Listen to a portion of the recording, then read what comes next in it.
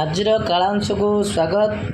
ଆଜି ଆମେ ପଞ୍ଚମ ଶ୍ରେଣୀ ଭାଷା ମହକ ବହିର ପାଠ 2 ନ୍ୟାୟର ସିଂହାସନ ବିଷୟଟିକୁ ଆମେ ଆଲୋଚନା କରିବା। ତେଣୁ ପିଲାମାନେ ଆରମ୍ଭରୁ ଶେଷ ପର୍ଯ୍ୟନ୍ତ ଏହି ଭିଡ଼ିଓଟିକୁ ଦେଖି ବୁଝିବା ପାଇଁ ଚେଷ୍ଟା କରିବ। ତେବେ ଆସ ପିଲାମାନେ ଏହି ପାଠଟିକୁ ଆମେ ଆଲୋଚନା କରିବା। ନ୍ୟାୟର ସିଂହାସନ। ଅନେକ ବର୍ଷ ତଳର କଥା। ଉଜ୍ଜୟିନୀ ନାମରେ ଏକ ଐତିହାସିକ ତଥା ପ୍ରାଚୀନ ନଗରୀ ଥିଲା। ସେଠାରେ ଭୋଜରାଜ ନାମରେ ଜଣେ ରାଜା ରାଜତ୍ୱ କରୁଥିଲେ। ତାଙ୍କ ନଗରୀକୁ ଲାଗି ଧାରାପୁରୀ ବୋଲି ଗୋଟିଏ ଛୋଟ ଗ୍ରାମ ଥିଲା। ସେଠାରେ ଏକ ସୁଦୀର୍ଘ ପଡ଼ିଆ ଥିଲା। ପ୍ରତ୍ୟେକ ଦିନ ଅନେକ ପିଲା ସେହି ପଡ଼ିଆକୁ ଖେଳିବାକୁ ଆସନ୍ତି। ପଡ଼ିଆର ଗୋଟିଏ ପଟେ ଉଚ୍ଚ ଚିକ୍କଣ ପଥରଟିଏ ଥିଲା। ସେହି ପଡ଼ିଆରେ ଗୋଟେ ବଡ଼ ଚିକ୍କଣ ପଥର ଥିଲା। ପିଲାମାନେ ମିଶି ସେଠାରେ ଗୋଟିଏ ମଞ୍ଚା ତିଆରି କଲେ। ମଞ୍ଚାଟି ସିଂହାସନ ଭଳି ଦେଖାଯାଇଥିଲା। ମଞ୍ଚା ତିଆରି ପରେ ପିଲାଟିଏ ସେଠାରେ ଥିବା ପଥର ଉପରେ ବସି ପଡ଼ିଲା। ଯେଉଁ ପଥର ଉପରେ ବସି ପଡ଼ିଲା, ସବୁ ସାଙ୍ଗକୁ ଡାକି କହିଲା, ଏ ସିଂହାସନ ଆଜିଠୁ ମୋର। ଏ ସିଂହାସନ ଆଜିଠୁ ମୋର। ମୁଁ ରାଜା, ତୁମେମାନେ ମୋର ପାରିଷଦ ବର୍ଗ। ତୁମେମାନେ ଜଣ ଜଣ କରି ତୁମର ଅଭିଯୋଗ ମୋ ନିକଟକୁ ଆଣ, ମୁଁ ସେଗୁଡ଼ିକ ବିଚାର କରିବି ବୋଲି ପିଲାଟି କହିଲା। ଦେଖ ପିଲାମାନେ, ଛବି ଦେଖ। ଏଠାରେ ସବୁ ପିଲାମାନେ ଖେଳିବାକୁ ଆସୁଥିଲେ ଏବଂ ଏହି ପଡ଼ିଆରେ ପଥର ପକାଇ ଗୋଟିଏ ସିଂହାସନ ତିଆରି କଲେ। ଆଉ ସେହି ସିଂହାସନରେ ପିଲାଟି ବସିଲା। ଆଉ ସେହି ପିଲାଟି କହିଲା, ମୁଁ ହେଉଛି ଆଜିଠାରୁ ରାଜା ଏବଂ ତୁମେମାନେ ମୋର ପାରିଷଦ ବର୍ଗ। ମୁଁ ଏଠାରେ ବସି ମୁଁ ସବୁବେଳେ ବିଚାର କରିବି, ନ୍ୟାୟ ବିଚାର କରିବି। ଏ କଥା ପିଲାଟି କହିଲା। ତାପରେ ଦେଖ କ'ଣ ହେଲା। ସଭିଏ ମିଶି ବିଭିନ୍ନ ପ୍ରକାର ଅଭିଯୋଗ ଗୋଟିଏ ପରେ ଗୋଟିଏ ରାଜାଙ୍କ ନିକଟରେ ଉପସ୍ଥାପନ କରନ୍ତି। ପିଲାଟି ମଞ୍ଚାର ସିଂହାସନରେ ବସି ସମସ୍ତଙ୍କ ଅଭିଯୋଗ ଶୁଣେ ଓ ତୁରନ୍ତ ସମସ୍ତଙ୍କୁ ଖୁସି କଲା ଭଳି ଫଇସଲା ବିଚାର ଫଇସଲା କରୁଥିଲା। ଆଉ ବିଚାର ଫଇସଲା କରି ଶୁଣାଏ। ପିଲାମାନେ ନିୟମିତ ଏଭଳି ଖେଳ ଖେଳନ୍ତି, ବହୁତ ମଜା ନିଅନ୍ତି। ପଡ଼ିଆ ଦେଇ ଯାଉଥିବା ବାଟୋଇମାନେ ମଧ୍ୟ ପିଲାଙ୍କର ଏହି ଖେଳକୁ ଉପଭୋଗ କରନ୍ତି। ରାଜା ଭାବେ ମଞ୍ଚାସୀନ ପିଲାଟିର ବିଚାର ଶୈଳୀକୁ ଦେଖି ଆଶ୍ଚର୍ଯ୍ୟ ପ୍ରକଟ କରନ୍ତି। ତେଣୁ ସେ ପିଲାଟିର ବିଚାର ଶୈଳୀକୁ ଦେଖି ସମସ୍ତେ ଆଶ୍ଚର୍ଯ୍ୟ ହୋଇଥାନ୍ତି। ବେଳେବେଳେ ନିଜ ନିଜ ମଧ୍ୟରେ କୁହାକୁହି ହୁଅନ୍ତି କି ଏ ବାଳକ ଦେହରେ କିଛି ଦୈବୀ ଶକ୍ତି ରହିଛି, ଫଳରେ ସେ ଏଭଳି ସୁନ୍ଦର ଉପଯୁକ୍ତ ବିଚାର ପ୍ରଦାନ କରିପାରୁଛି। ତେଣୁ ତା ପାଖରେ କିଛି ଶକ୍ତି ରହିଛି, ଯଦ୍ୱାରା କି ସେ ନ୍ୟାୟ ବିଚାର ମଧ୍ୟ କରିପାରୁଛି, ଭଲ ନ୍ୟାୟ ଦେଇପାରୁଛି ବୋଲି ଲୋକମାନେ କଥାବାର୍ତ୍ତା ହେଲେ। ତାପରେ ଦେଖ, ଦିନକର କଥା। 2 ଜଣ କୃଷକ ସେମାନଙ୍କ ମଧ୍ୟରେ ହୋଇଥିବା କଳିର ବିଚାର ପାଇଁ ରାଜାଙ୍କ ନିକଟକୁ ନ ଯାଇ ମଞ୍ଚରେ ବସୁଥିବା ପିଲା ନିକଟରେ ଉପସ୍ଥିତ ହେଲେ। ପିଲାମାନେ, ତୁମେ ଜାଣିଛ, ସେ ସମୟରେ ରାଜା ରାଜୁଡ଼ା ସମୟରେ ପ୍ରଜାମାନେ ରାଜାଙ୍କୁ ନିଜର ଦୁଃଖ ଗୁହାରି ଶୁଣାନ୍ତି। ଅଭାବ ଅସୁବିଧା ସମୟରେ ସେମାନେ ଉପସ୍ଥିତ ହୁଅନ୍ତି, ରାଜାଙ୍କୁ ଗୁହାରି କୁହନ୍ତି। ଜାଣିଛ, ଶୁଣିଛ। ତେଣୁ ସେଇଭଳି 2 ଜଣ କୃଷକ କ'ଣ କଲେ, ଯେଉଁ କଳି ଲାଗିଲେ ସେ କଳିର ସମାଧାନ ପାଇଁ ରାଜାଙ୍କ ନିକଟକୁ ନ ଯାଇ ମଞ୍ଚାରେ ବସୁଥିବା ପିଲା ନିକଟକୁ ଉପସ୍ଥିତ ହେଲେ। ତେବେ ପିଲାମାନେ, ମୁଁ ଏକ ପ୍ରଶ୍ନ ପଚାରୁଛି, ହେଲେ ରାଜାଙ୍କ ପାଖକୁ ନ ଯାଇ ମଞ୍ଚା ଉପରେ ବସିଥିବା ପିଲାଟି ପାଖକୁ କାହିଁକି ଗଲେ କହିଲେ ଦେଖି?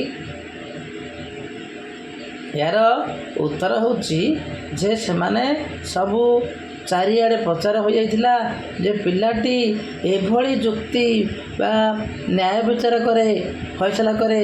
ସେହି ନ୍ୟାୟ ବିଚାରରେ ସମସ୍ତେ ଖୁସି ହୋଇଯାଆନ୍ତି। ତେଣୁ ସେମାନେ ରାଜାଙ୍କ ପାଖକୁ ନ ଯାଇ ଏହି ପିଲା 2ଟି ପାଖକୁ ଗଲେ। ଦୁହେଁ ସେମାନଙ୍କ କଳି ବିଷୟରେ ପିଲାଟିକୁ କହିଲେ। ପିଲାଟି ଗମ୍ଭୀରତାର ସହ ଶୁଣିଲା। ଶେଷରେ ସେ ଦୁହିଁଙ୍କୁ ଏପରି ଫଇସଲା ଶୁଣାଇଲା। ଯେଉଁ କଳି କରୁଥିଲେ ତାଙ୍କୁ ଏପରି ଫଇସଲା ଶୁଣାଇଲା, ଯାହା ଶୁଣି ଦୁହେଁ ଆଶ୍ଚର୍ଯ୍ୟ ହୋଇଗଲେ। ସେ ଦୁହେଁ ଆଶ୍ଚର୍ଯ୍ୟ ହୋଇଗଲେ। ସେହିଦିନଠାରୁ ଲୋକମାନେ ନିଜ ନିଜର ଆପତ୍ତି ଅଭିଯୋଗକୁ ନେଇ ଆଉ ରାଜାଙ୍କ ନିକଟକୁ ନ ଯାଇ ସେ ପିଲାଟି ପାଖକୁ ଆସନ୍ତି। ତେଣୁ ରାଜାଙ୍କ ପାଖକୁ ଆଉ କେହି ହେଲେ ଗଲେ ନାହିଁ, ସେଇ ପିଲାଟି ପାଖକୁ ଗଲେ। ପିଲାଟି ସଭିଙ୍କୁ ସନ୍ତୁଷ୍ଟ କଲା ଭଳି ନ୍ୟାୟ ପ୍ରଦାନ କରେ। ଫଳରେ ପିଲାଟିର ଯଶ ସବୁଆଡ଼େ ବ୍ୟାପିବାକୁ ଲାଗିଲା। ତେଣୁ ପିଲାମାନେ ସବୁ ସେ ନ୍ୟାୟ ବିଚାର କରେ। ତେଣୁ ତାଙ୍କର ଖ୍ୟାତି ବଢ଼ିଲା, ଯଶ ବଢ଼ିଲା। ଏ କଥା ଯାଇ ରାଜାଙ୍କ ପାଖରେ ପହଞ୍ଚିଲା। ନା ପିଲାମାନେ ରାଜାଙ୍କ ନିକଟରେ ପିଲାଟିର ଖ୍ୟାତି ପହଞ୍ଚିଗଲା। ଯେଉଁ ପିଲାଟି ନ୍ୟାୟ ପ୍ରଦାନ କରୁଛି ବୋଲି ରାଜା ଶୁଣିବାକୁ ପାଇଲେ। ପ୍ରଥମେ ସେ ବହୁତ ରାଗିଗଲେ। ରାଜା ଶୁଣିଲେ, ରାଜା ବହୁତ ରାଗିଗଲେ। କିନ୍ତୁ ପରେ ସେ ମନସ୍ଥ କଲେ ଯେ ପିଲାଟି ନିକଟକୁ ଯିବ, ପିଲାର ବିଚାରଧାରାକୁ ଦେଖିବେ। ପରଦିନ ପାତ୍ରମନ୍ତ୍ରୀଙ୍କ ସହ ରାଜା ମଞ୍ଚାର କିଛି ଦୂରରେ ରହି ପିଲାମାନଙ୍କ ଖେଳକୁ ନିରୀକ୍ଷଣ କଲେ। ରାଜାଙ୍କ ପାତ୍ରମନ୍ତ୍ରୀଙ୍କ ସହ ରାଜା ମଞ୍ଚାର କିଛି ଦୂରରେ ରହିଲେ। সেই ପିଲାଙ୍କର ଯେଉଁ ଖେଳ ଖେଳୁଥିଲେ ସେ ଖେଳକୁ ନିରୀକ୍ଷଣ କଲେ, ଦେଖିଲେ। ସେ ପିଲାଟିର ବୁଦ୍ଧିମତ୍ତା, ନ୍ୟାୟ ପ୍ରଦାନ ଶୈଳୀକୁ ବହୁତ ପସନ୍ଦ କଲେ। ଯେଉଁ ଲୁଚିକି ଦେଖିଲେ ପିଲାଟିର ନ୍ୟାୟ ବିଚାରକୁ ପସନ୍ଦ କଲେ। ତେଣୁ ମନ୍ତ୍ରୀଙ୍କୁ ପାଖକୁ ଡାକି କହିଲେ, ସତରେ ଏ ପିଲା ବଡ଼ ବୁଦ୍ଧିମାନ, ତା ବିଚାରଧାରାକୁ ମାନିବାକୁ ପଡ଼ିବ। ତେଣୁ ରାଜା ଏଇଭଳି କଥା କହିଲେ। ମନ୍ତ୍ରୀ କହିଲେ, ସତରେ ଏ ପିଲାଟି ବଡ଼ ବିଚକ୍ଷଣ, ବୁଦ୍ଧିମାନ, ତା ବିଚାରଧାରାକୁ ମାନିବାକୁ ପଡ଼ିବ। ଏ କଥା ମନ୍ତ୍ରୀଙ୍କୁ କହିଲେ। ଏତେ ଛୋଟ ବୟସରେ ସେ ଯେଉଁ ନ୍ୟାୟ ପ୍ରଦାନ କରୁଛି, ଯେଉଁ ନ୍ୟାୟ ବିଚାର କରୁଛି, ବଡ଼ମାନେ ମଧ୍ୟ ତା ନିକଟରେ ହାର ମାନିବେ। ରାଜା କହିଲେ, ସତରେ ଏତେ ଛୋଟ ବୟସରେ ପିଲାଟି ଯେଉଁ ନ୍ୟାୟ ପ୍ରଦାନ କରୁଛି, ବଡ଼ ଲୋକମାନେ ତା ନିକଟରେ ହାର ମାନିଯିବେ। ଏହି ସମୟରେ ଜଣେ ପାରିଷଦ କହିଲେ, ହଜୁର, ଏ ପିଲା ତ ନିତି ମଞ୍ଚରେ ବସୁଥିବା ପିଲା ନୁହେଁ। ପ୍ରତିଦିନ ମଞ୍ଚରେ ବସୁଥିବା ପିଲା ଜ୍ୱରରେ ଆକ୍ରାନ୍ତ ହୋଇଥିବା ଯୋଗୁଁ ତା ସ୍ଥାନରେ ଏ ପିଲା ମଞ୍ଚାସୀନ ହୋଇଛି। ଜଣେ ପାରିଷଦ ବର୍ଗ କହିଲା, ହଜୁର, ଏଇ ପିଲା ପ୍ରକୃତରେ ସବୁଦିନେ ବସୁଥିବା ପିଲା ଇଏ ନୁହେଁ। ଯେଉଁ ପିଲା ସବୁବେଳେ ବସେ, ନ୍ୟାୟ ପ୍ରଦାନ କରେ, ସେ ପିଲାର ଦେହ ଖରାପ ଅଛି। ତେଣୁ ତା ବଦଳରେ ଆଜି ଏ ପିଲାଟି ବସିଛି। ରାଜା କହିଲେ, ତେବେ ଏହା ତ ବଡ଼ ଆଶ୍ଚର୍ଯ୍ୟ କଥା। ଯାହା ବି ହେଉ, ଏଇ ମଞ୍ଚା ସିଂହାସନ ନିଶ୍ଚୟ କିଛି ଚମତ୍କାରିତା ଅଛି।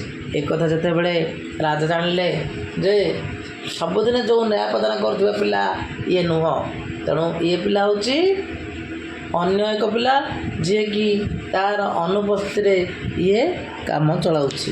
ଜାଣିଲେ ସେ କହିଲେ, ସତରେ ହେଲେ ଏଇ ମଞ୍ଚା ସିଂହାସନର ନିଶ୍ଚୟ କିଛି ଚମତ୍କାରିତା ଅଛି। ମୁଁ ଏହାକୁ ପରୀକ୍ଷା କରିବି। ତେଣୁ ରାଜା କ'ଣ କହିଲେ, ଏହି ମଞ୍ଚାକୁ ପରୀକ୍ଷା କରିବି। ଭାବିଲେ। ରାଜା ତତ୍କ୍ଷଣାତ୍ ସେହି ମଞ୍ଚା ତଳକୁ ଖୋଳିବାକୁ ଆଦେଶ ଦେଲେ। ରାଜା କ'ଣ କଲେ, ସେହି ମଞ୍ଚାରେ ବସୁଥିବା ପିଲାମାନଙ୍କୁ, ଯେଉଁ ପିଲାମାନେ ସେହି ମଞ୍ଚାକୁ ତଳକୁ ଖୋଳିବାକୁ ଆଦେଶ ଦେଲେ। ଖୋଳୁ ଖୋଳୁ ମଞ୍ଚା ତଳୁ ଏକ ସୁନ୍ଦର ଚନ୍ଦ୍ରକାନ୍ତ ପଥରରେ ତିଆରି ରତ୍ନରେ ତିଆରି 32ଟି ପୁତ୍ତଳିକା ଯୁକ୍ତ ସିଂହାସନ ଦେଖିବାକୁ ପାଇଲେ। ସେହି ସିଂହାସନ ତଳେ 32ଟି କଣ୍ଢେଇରେ ସିଂହାସନ ଦେଖିବାକୁ ପାଇଲେ। ସିଂହାସନର 4ଟି ଗୋଡ଼ରେ 4 ଜଣ ଦେବତାଙ୍କ ମୂର୍ତ୍ତି ଖୋଦେଇ ହୋଇ ସିଂହାସନର ଶୋଭା ବର୍ଦ୍ଧନ କରୁଥିଲା। ଚାରିପଟେ କଣ୍ଢେଇ ଲାଗିଥିଲା। ମାଟି ତଳୁ ସିଂହାସନ ମିଳିବା କଥା ପବନ ବେଗରେ ଚାରିଆଡ଼େ ବ୍ୟାପିଗଲା। ହଜାର ହଜାର ଲୋକ ସିଂହାସନ ଦେଖିବାକୁ ଭିଡ଼ ଜମାଇଲେ। ଜଣେ ବିଦ୍ୱାନ ପଣ୍ଡିତ ସିଂହାସନ ଦେଖି କହିଲେ, ଏହା ସାଧାରଣ ସିଂହାସନ ନୁହେଁ, ଏହା ବହୁ ବର୍ଷ ପୁରୁଣା ରାଜା ବିକ୍ରମାଦିତ୍ୟଙ୍କ ସିଂହାସନ। ଏହା ଉପରେ ରାଜା ବିକ୍ରମାଦିତ୍ୟ ଉପବେଶନ କରି ସତ୍ୟ, ଧର୍ମ, ନ୍ୟାୟର ବିଚାର ପ୍ରଦାନ କରୁଥିଲେ। ସୁତରାଂ ଏହା ଏକ ନ୍ୟାୟର ସିଂହାସନ। ରାଜା ଏହା ଶୁଣି ଆଦେଶ ଦେଲେ, ତୁରନ୍ତ ଏହି ସିଂହାସନକୁ ରାଜ ଦରବାରକୁ ପ୍ରେରଣ କରାଯାଉ। ଏହା ପରେ ମୁଁ ବସିବି ଓ ପ୍ରଜାଙ୍କ ଆପତ୍ତି ଅଭିଯୋଗ ଫଇସଲା କରିବି। ରାଜା କହିଲେ, ଏହି ସିଂହାସନକୁ ମୁଁ ନେବି, ସେଠାରେ ବସିବି ଆଉ ପ୍ରଜାମାନଙ୍କର ନ୍ୟାୟ ବିଚାର କରିବି। ଏକଥା ଭାବିଲେ। ତା ପରଦିନ ରାଜା ଉତ୍କଣ୍ଠାର ସହ ସିଂହାସନରେ ବସିବାକୁ ଉଦ୍ୟତ ହେଉଥିବା ବେଳେ ହଠାତ୍ କାହାର ଏକ ଶବ୍ଦ ଶୁଣାଗଲା, ରହିଯାଆନ୍ତୁ ରାଜା। ରାଜା ଚାରିଦିଗକୁ ଚାହିଁଲେ, କେହି ନାହାନ୍ତି। ସେ ପୁନର୍ବାର ସିଂହାସନରେ ବସିବାକୁ ଆଗେଇ ଯାଆନ୍ତେ, ପୁଣି ସେହିପରି ଶବ୍ଦ, ରହିଯାଆନ୍ତୁ ରାଜା ବୋଲି ଶୁଭିଲା। ତେଣୁ ଏଥର ରାଜା କ'ଣ ହେଲେ, ଆଶ୍ଚର୍ଯ୍ୟ ହୋଇ ଦେଖିଲେ ସିଂହାସନ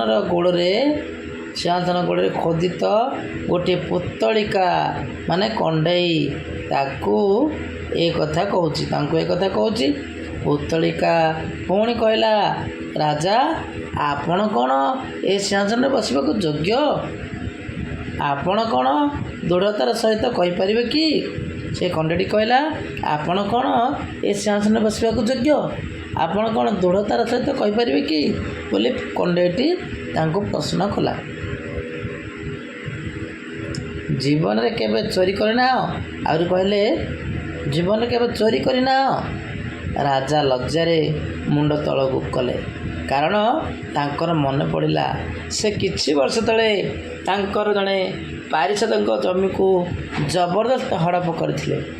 ପୁତ୍ତଳିକା ପୁଣି କହିଲା, ଆପଣଙ୍କୁ ଏ ଚୋରି ଅପରାଧରୁ ମୁକୁଳିବା ପାଇଁ 3 ଦିନ ଧରି ପୂଜାର୍ଚ୍ଚନା କରି ପ୍ରାୟଶ୍ଚିତ କରିବାକୁ ପଡ଼ିବ। ଏହା କହି ପୁତ୍ତଳିକାଟି ଡେଣା ହଲାଇ ସେଠାରୁ ଉଡ଼ିଗଲା। ଯେଉଁ କଣ୍ଢେଇଟି ଲାଗିଥିଲା ସେ କଣ୍ଢେଇଟି ତାଙ୍କୁ କହିଲା, ଆପଣ ଯେଉଁ ଚୋରି କରୁଛନ୍ତି ଏହି ଅପରାଧରୁ ମୁକ୍ତି ପାଇବା ପାଇଁ 3 ଦିନ ଧରି ପୂଜାର୍ଚ୍ଚନା କରିବାକୁ ପଡ଼ିବ, ପ୍ରାୟଶ୍ଚିତ କରିବାକୁ ପଡ଼ିବ। ଏହା କହି ପୁତ୍ତଳିକାଟି ଡେଣା ହଲାଇ ସେଠାରେ ଉଡ଼ିଗଲା। ରାଜା ପୁତ୍ତଳିକାର କଥା ଅନୁସାରେ 3 ଦିନ ଧରି ପୂଜାର୍ଚ୍ଚନା ଉପବାସ କରି 4ର୍ଥ ଦିନ ସିଂହାସନରେ ବସିବାକୁ ଗଲେ। ହେଲେ ଏ କ'ଣ? ପୁଣି ଦ୍ୱିତୀୟ ପୁତ୍ତଳିକା କହିବାକୁ ଲାଗିଲା, ରହିଯାଆନ୍ତୁ ରାଜା। ଆପଣ ଦୃଢ଼ତାର ସହିତ କହିପାରିବେ କି ଜୀବନରେ କେବେ ମିଛ କହିନାହାନ୍ତି ବୋଲି? ରାଜା କହିଲେ, ମୁଁ ତ ପିଲାବେଳେ କୌଣସି ନା କୌଣସି ଅସୁବିଧାରେ ପଡ଼ିଥିଲା ବେଳେ ମିଛ କହି ଦେଇଥାଏ। ଦ୍ୱିତୀୟ ପୁତ୍ତଳିକା ରାଜାଙ୍କର କଥା ଶୁଣି ଡେଣା ହଲାଇ ଆକାଶକୁ ଉଡ଼ିଗଲା। ରାଜା ପୁଣି 3 ଦିନ ଧରି ପୂଜାର୍ଚ୍ଚନା ଉପବାସ କରିଲେ। ସିଂହାସନରେ ବସିବାକୁ ଗଲାବେଳେ ତୃତୀୟ ପୁତ୍ତଳିକାଟି ଅଟକି ଯାଇ କହିଲା, ସିଂହାସନରେ ବସିବା ପୂର୍ବରୁ କୁହନ୍ତୁ, ଆପଣ କାହାକୁ କେବେ କ'ଣ ଜୀବନରେ ଆଘାତ ପହଞ୍ଚାଇ ନାହାନ୍ତି ବୋଲି ତୃତୀୟ କଣ୍ଢେଇଟି କହିଲା।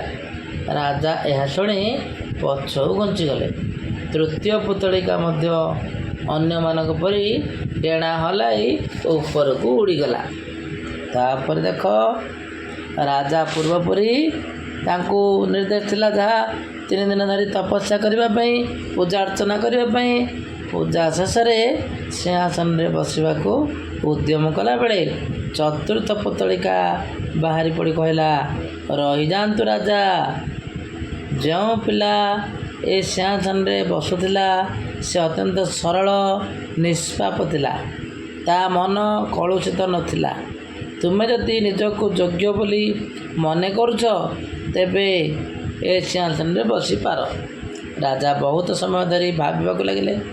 ନିଜକୁ ନିଜେ କହିଲେ, ଯଦି ଗୋଟିଏ ସାମାନ୍ୟ ପିଲା ଏ ସିଂହାସନରେ ବସିପାରୁଛି ତେବେ ମୁଁ ରାଜା ଭାବେ ତ ଅଧିକ ଯୋଗ୍ୟ, ପୁଣି ଧନବାନ, ବଳବାନ, ବୁଦ୍ଧିମାନ। ଏଣୁ ମୁଁ ଏ ସିଂହାସନରେ ବସିବାକୁ ଅଧିକ ଉପଯୁକ୍ତ। ଏହା ଭାବି ସିଂହାସନରେ ବସିବାକୁ ଅଗ୍ରସର ହେବା ମାତ୍ରେ ଚତୁର୍ଥ ପୁତଳିକା ସିଂହାସନ ସହିତ ଆକାଶ ମାର୍ଗକୁ ଡେଣା ହଲାଇ ଉଡ଼ିଗଲା।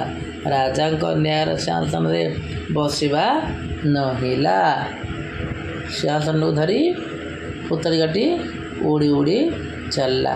ରାଜା ଯାହା ଭାବିଥିଲେ ସେହି ସିଂହାସନରେ ବସିବା ପାଇଁ ରାଜା ଆଉ ସିଂହାସନରେ ବସିପାରିଲେ ନାହିଁ। କିନ୍ତୁ ପୁତଳିକାଟି ସେହି ସିଂହାସନକୁ ଧରି ଉଡ଼ି ଉଡ଼ି ଚାଲିଗଲା। ବୁଝିଲେ ପିଲାମାନେ? ଏହି ଗପଟି ଶୁଣିଲ। ତେଣୁ ଏହି ଗପରୁ କ'ଣ ଶିଖିଲେ? ନା ସତ୍ୟ, ଧର୍ମ, ନ୍ୟାୟର ପଥରେ ଅଗ୍ରସର ହେବା। ସତ୍ୟ, ଧର୍ମ, ନ୍ୟାୟ, ଅନ୍ୟାୟ କରିବା ନାହିଁ। ସତ୍ ପଥରେ ଗମନ କରିବା, ଧର୍ମ କରିବା। ତେଣୁ ଆମେ ଏସବୁ କଲେ ଆମର ଉନ୍ନତି ହେବା ସହିତ ସମାଜର ଉନ୍ନତି ହେବ। ତେଣୁ ଆମେ ସର୍ବଦା କେଉଁ ପଥରେ ଯିବା? ସତ୍ ପଥରେ ଗମନ କରିବା। ଆଶା କରୁଛି ଏହି ଭିଡ଼ିଓଟି ଭଲ ଲାଗିଥିବ। ପରବର୍ତ୍ତୀ କାଳ ଅନୁସାରେ ଆମେ ଏହି ପାଠର ପ୍ରଶ୍ନ ଉତ୍ତରକୁ ଆଲୋଚନା କରିବା।